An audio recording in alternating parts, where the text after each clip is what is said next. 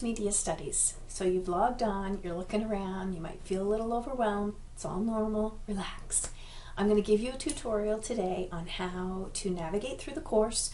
I strongly encourage you to watch it if this is your first online course. If it's your second or third, you can probably fast forward through some sections, but you never know. I might have some little tips and tricks that will help you in the long run. So let's get going, because you're taking an online course, and part of it was probably because you didn't want to have to listen to a teacher drone on and on all day, so I'm going to try to be quick about this. First thing I want to point out is when you are navigating through the course and say you're looking at grades or something, you want to come back to the home page, all you have to do is click this link right here. When you click on this, it's going to show you all the courses that you are enrolled in, which is really useful if you're taking several courses. I like to pin my courses by clicking this right here, and that will keep the ones that I use the most at the top. The pager, if you go there, you're going to see there's a message from me. All you have to do is click reply and send me a note. That's the way that most students choose to contact me when they have a quick question. And I ask students to meet me in AC if they need a longer answer, but I'm going to talk about that a little later. The subscription alert is for discussion groups. If someone's posted a new item to the discussion, you'll get a notification. Here is, you notice how there's this little orange dot? That is to notify you that I've added a news item to the course. I add news items every Sunday to kind of tell you what you need to be working on or should be working on that week. But also sometimes if I'm out sick or having a meeting or something, I'll post a new item midway through the week. It will give you that notification. Content is a very important part of this course, and it will make your life so much easier if you understand how to use it. The first thing that you'll notice is that when I click on content, I don't see modules 1 through 5. And that's normal, because there are tasks that you have to complete during each module to unlock the next content. So in modules 1, 2, 3, and 1, 2, and 3, you have a level up quiz to do. Once you get 70% or more, it will unlock the next part and you can move on. You can do the quiz twice, and if you fail it twice, then you need to contact me. I'll go over some of the questions with you, and I'll reset the quiz for you, and you can try it again. What I really like about the content button is that you can see your progress. So the circle here means you haven't visited that page. A check mark, like here, means that you have visited. So let's say you're working on the Learning Online page and you're moving on to the next page, which is the copyright, all about copyright, important in media studies. And the bell's about to ring. So what you're going to do is you're going to click this little square, and it's going to bookmark it so that when you log in the next day and you go to content and go to bookmarks, voila, there it is. The other thing that I find, and this is really useful as you get going in the course, so say you do your copyright assignment, I give you feedback, and you want to go look at the content, like the information again, and you're like, oh, where was that in the course? Well, this is all you have to do. Type in copyright, and it's going to take you to everything that's unlocked for you that has that word in the title. The other thing that I want to mention to you is the checklist. The checklist is how you stay organized in any online course. So the first thing I want to point out to you is that you have 5 Dropbox closure dates for late assignments. So let me just explain this briefly. You have due dates, which are going to be on the checklist date. So you have week 1, 2, 3, and 4. All the assignments for those 4 weeks have to be in the Dropbox by the end of week 5, which is March 1st. Once the Dropbox closes, it's not reopened unless there are extenuating circumstances. So you have 5 of those that you really need to keep track of.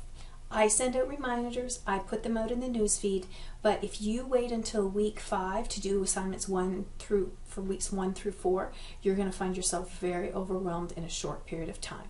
So here's what I suggest you do if you want to keep the pace of the class manageable. You're going to go to the checklist, and for example, this week is week 1.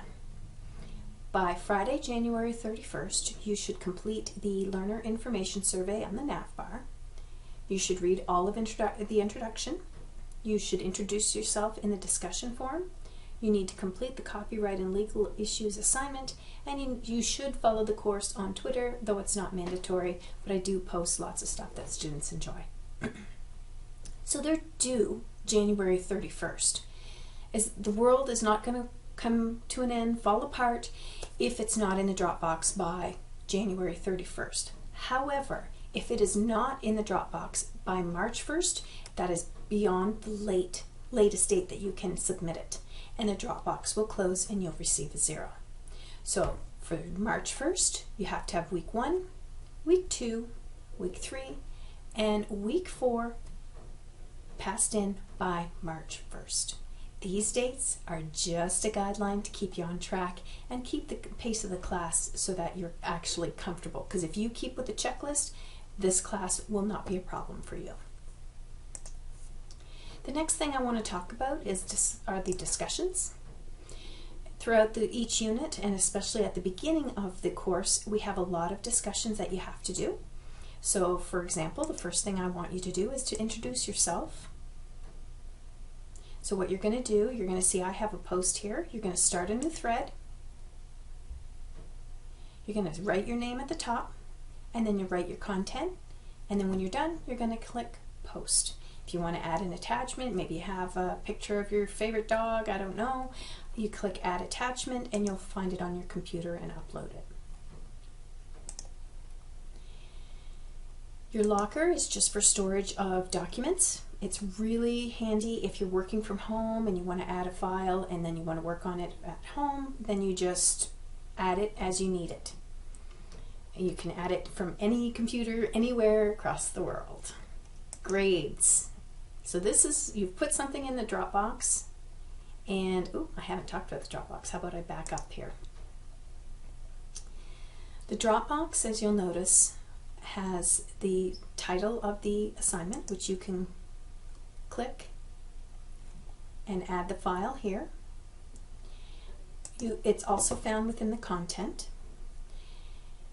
This is important, not submitted. Once you submit a file, it will show me 1, because it happens all the time. Students think that they've submitted an assignment and I check it and it's not there. It's easy enough to do. Perhaps you forgot to put, upload, who knows. So check that before you send me a note saying, hey, I submitted an assignment and it hasn't been marked.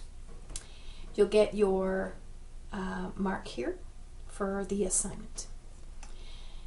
Also, I just want to make sure, nope, the rest of it's already locked for you, so I'm not able to show you that. But usually at the bottom there is a page 2 of 2 right here that you can flip to the next page. A lot of students miss that. Your grades.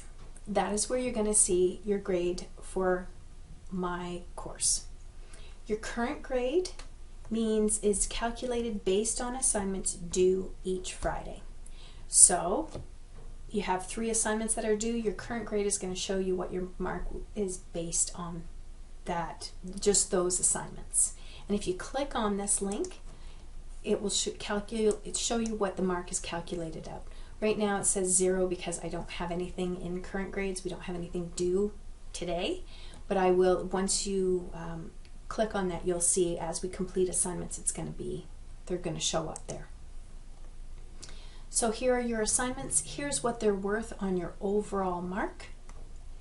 And feedback that I give you will also be here.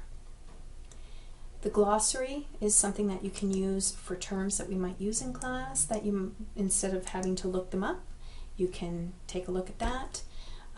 Also surveys. Learner information survey, that's what I'm asking you to do. Week 1 is that I want you to click on that and tell me a little bit about yourself. It's for my eyes only, and it also gives you an opportunity to tell me if you have special circumstances that maybe you need some help with or something like that. That's when you add that. It just gives me a chance to get to know you a little better, but I'm the only one that sees that. Last thing that I do want to mention is Adobe Connect.